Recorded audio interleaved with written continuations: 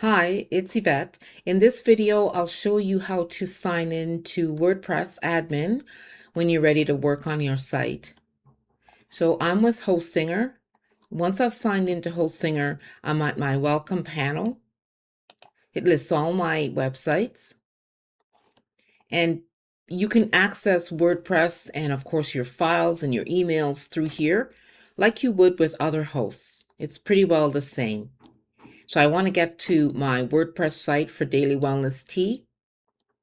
I click on WordPress admin and it will take me directly to my admin page. Here I am here on the dashboard of the WordPress admin page so that I can work on the site. So that's one way to get in. Let's say I had to sign out of the site. So I log out of the site here over on the upper right hand side. I hover on the name, I click log out. So now I'm logged out of the admin. So I would have to sign in. And to sign in, you should have kept your sign-in credentials when you first set up the site. So you would paste your username, whatever yours may be, and your password, and log in.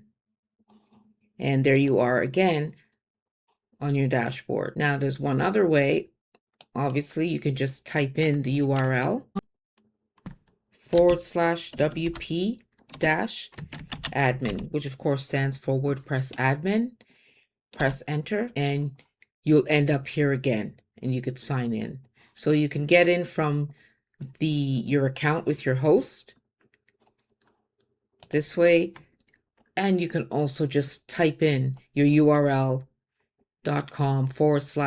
/WP-admin and you can get in that way as well. Okay, I hope this was helpful.